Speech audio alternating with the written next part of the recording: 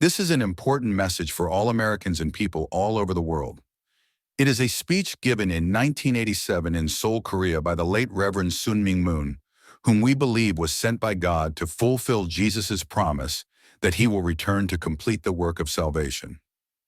But first, I'd like to share a recent quote from former Speaker Newt Gingrich and one from John Adams, one of America's founding fathers.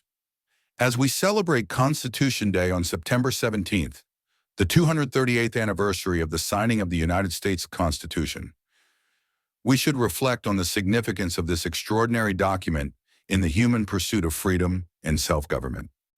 11 years earlier, in 1776, the Continental Congress adopted the Declaration of Independence. This remarkable philosophical document remains one of history's greatest statements on the moral and religious foundations of freedom.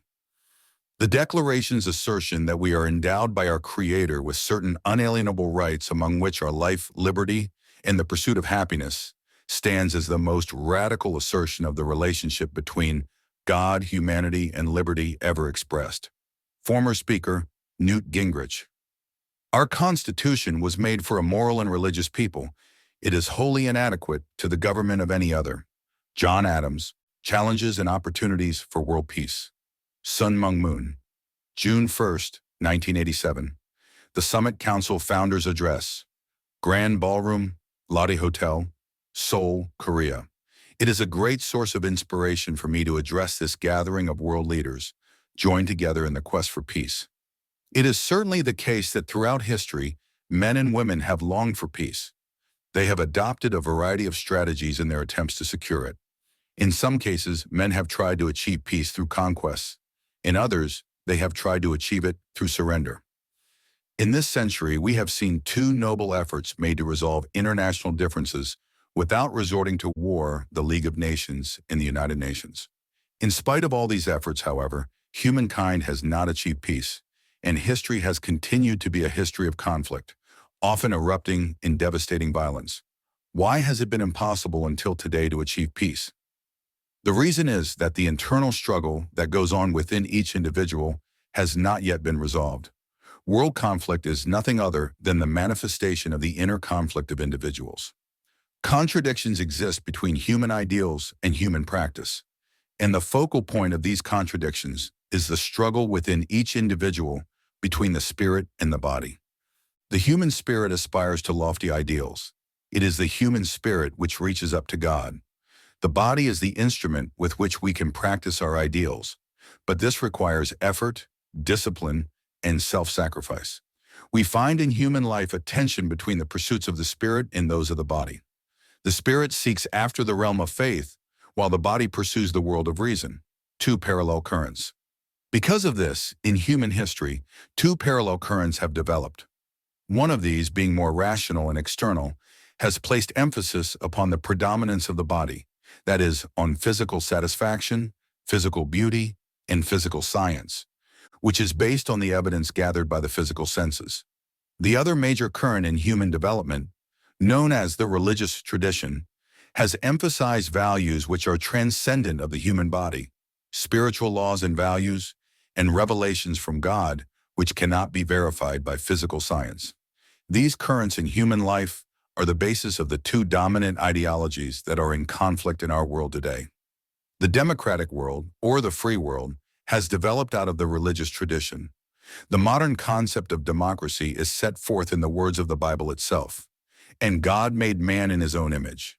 That is, the democratic world places value upon the individual person because he is a child of God.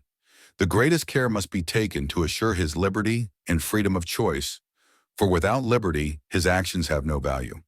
Communism, on the other hand, is an outgrowth of the more external and secular current of human history. Following the Enlightenment and the French Revolution, Karl Marx advocated the application of violence and social engineering to establish by force an orderly human society from which belief in God would be excluded. Marxist social engineering is based on a God-denying view of man. But what has been the result? Although today there are many individuals who defend this or that insight of Marx, the fact remains that after 70 years of the attempted practice of Marxism in the Soviet Union and elsewhere, the result is a tragic social failure.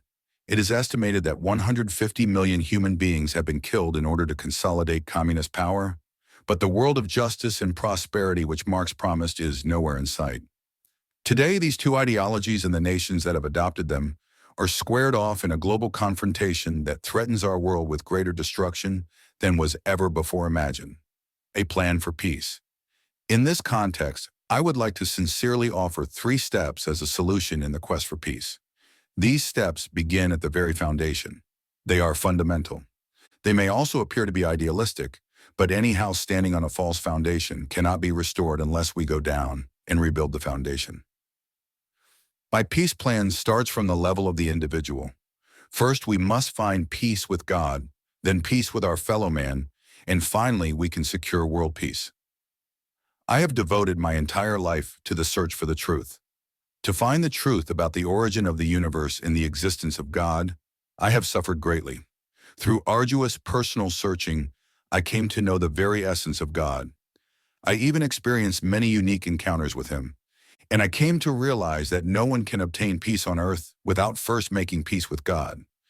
God, the first cause of this universe, has created the world in all its magnificence. At the same time, He is our loving Father. Furthermore, He has carried out this work of creation in order to fulfill a specific purpose. That purpose is the fulfillment of love. God is the source of true love, but even Almighty God cannot enjoy love by Himself. He needs to have an object to give His love to, which is capable of returning love to Him. That object would be the pinnacle and culmination of His creation. That object is the human being. Because of this, human life also has a purpose. The purpose of human life is to reach maturity and live in the fullness of the relationship of true love with God for all eternity. This is the foundation for peace with God. Love our fellow man. Once we establish peace with God, then we are ready to make peace with our fellow human beings. What is the fundamental relationship that brings peace with our fellow man? Again, it is the relationship of love. Judaism, Christianity, Islam, and the other great religions of the world teach that we are the children of the Almighty Creator God. This means that we are all brothers and sisters. We must understand that every person is made in the image of God. Therefore, we are all the children of God. The best way to honor and glorify God is by loving His children. This understanding is the foundation upon which we can establish a relationship of true love with our fellow man. Achieving world peace is our long-cherished human dream. Yet the fundamentals of achieving it are essentially the same as those of individual peace. The conflict of the two worlds is real, but it is not simply a conflict between the free world and the communist world. More fundamentally, it is the conflict between two opposing value systems. One is God-affirming, and the other is God-denying. The rise of communism is, in a way, a manifestation of the failure of human beings to live by God's original moral code. In one sense, communism is an ideology of accusation. It accuses the God-affirming people of the world of having failed to fulfill their ideals. Because many of its accusations cannot be denied, communism has power. When the ideals of the God-affirming world are realized in practice, however, communism can be overcome. Therefore, the world problem is fundamentally a spiritual problem. The solution must begin with an affirmation of the reality of God, a spiritual awakening. What our world needs today to save itself is a spectacular spiritual awakening. The world must be awakened to the reality of God and rearmed with a worldview based on God-affirming principles. This worldview is capable of eliminating the confusion in our value system. Of course, this spiritual reality will manifest itself in political and economic strength and military resolve. But the internal dynamic must be the spiritual foundation of faith in God and true love among human beings. Based upon such an awakening into higher values, the nature of relationships between nations must be transformed. Until now, the driving force behind economic development has often been the desire for profits. In this way, a great amount of human potential has been unleashed, and remarkable world development has occurred. The time has come, however, for the developed nations to move beyond the profit motive. The principle of unselfish love must be applied on the level of international relationships. The developed nations of the world should feel that they have been blessed by God for the purpose of helping others. They must be willing to sacrifice for the underdeveloped nations of the world. They must give of themselves to free other human beings from misery. If the prosperous nations adopt this attitude, do you think they will be diminished? Do you think they will experience disastrous decline? Not at all. The opposite is true.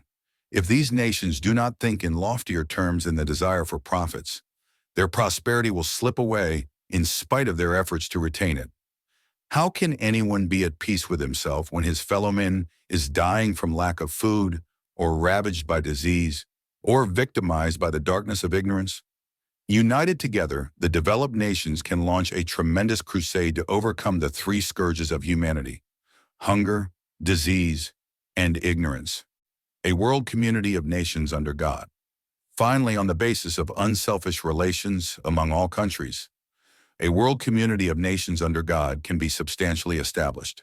Today, in the latter part of the 20th century, we cannot help but realize that our world is shrinking every day. No nation is an island. No one can prosper without interaction with others. The world is fast becoming one global village.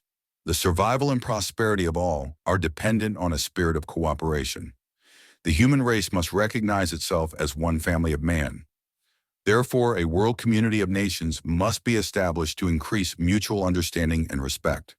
Cooperatively, we can protect our environment as we develop it, raise the cultural level of all persons, and secure freedom, justice, and dignity for everyone. What can be the basis of such cooperation? The world community of nations must respect a common value system and certain unchanging and eternal principles that can only have their source in God. Well, we have a common dream.